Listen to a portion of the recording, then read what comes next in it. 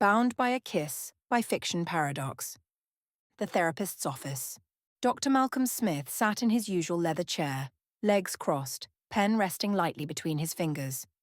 His office was designed for trust, soft, warm lighting, muted colours, the faint scent of lavender.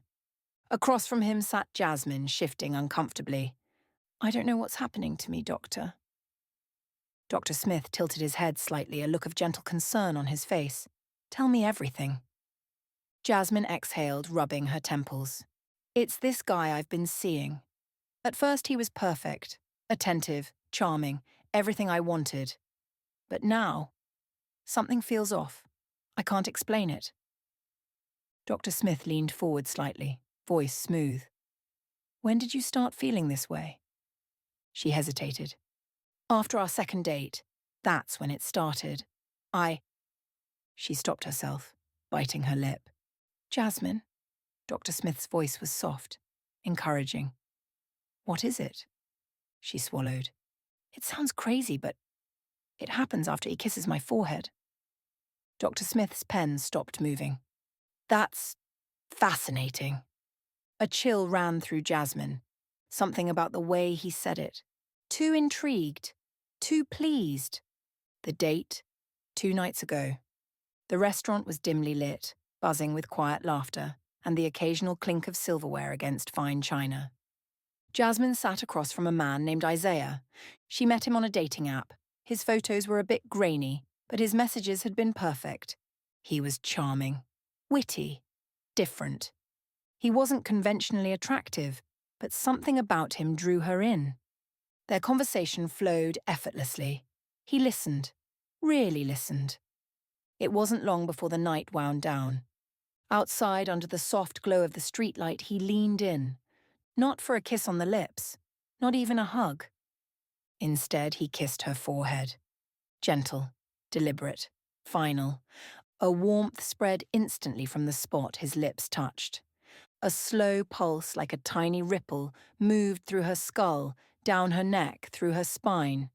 Her limbs felt slightly heavy. She thought it was just attraction. She was wrong.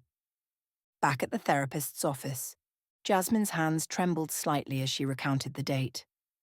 "I woke up the next morning feeling off. My body felt weird, slow. My fingers tingled, like they weren't mine. I thought maybe I was just tired, but..." She shook her head. It didn't go away. Dr. Smith nodded, listening intently.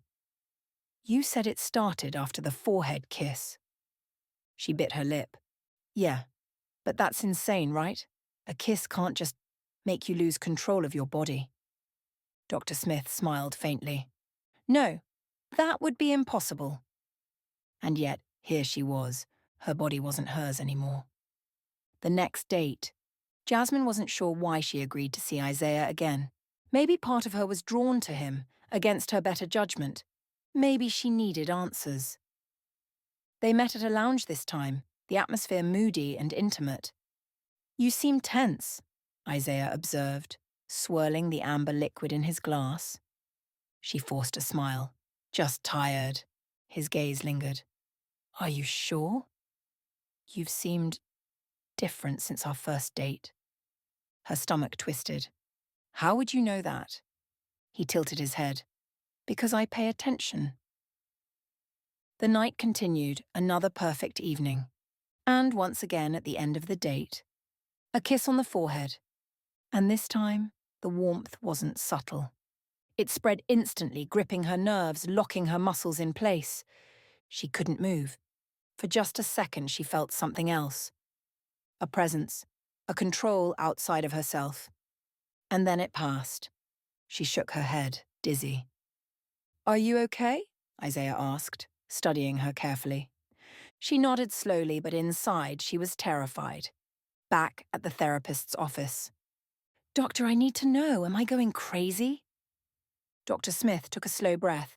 "No, Jasmine, you're not crazy." A long silence. Then he placed his notepad down. "Jasmine, humor me for a second." He folded his hands. "Try to stand up." She blinked. "What?" "Just try." She tried. Her legs didn't move. Her arms remained limp in her lap. Her breath quickened. I can't. Dr. Smith sighed. I know. Her stomach dropped. He leaned in slightly, voice soft, calculated. You granted me access when you let me kiss your forehead. Her breath hitched. I control all your nerves now. His voice darkened. Your nervous system is mine. Every motor function in your body belongs to me. Her mind screamed. But her body refused to obey. She wasn't just paralyzed. She was owned. Dr. Smith stood, his gaze flicking toward the bookshelf. A row of patient files, dozens, each belonging to a woman who once sat in this same chair. Women who dated Isaiah. Women who sought therapy from Dr. Smith, never realizing they were the same man. Tears spilled down Jasmine's face, but she couldn't wipe them away. Dr. Smith crouched in front of her. You see, Jasmine, this is how I get my patients. His smile widened. I don't just meet women. I create them. Her heart slammed against her ribs. Dr. Smith stood, walking toward his desk. He picked up a syringe, unmarked. Don't worry, Jasmine. He tapped the needle twice, watching the liquid swirl inside. I'll take good care of you.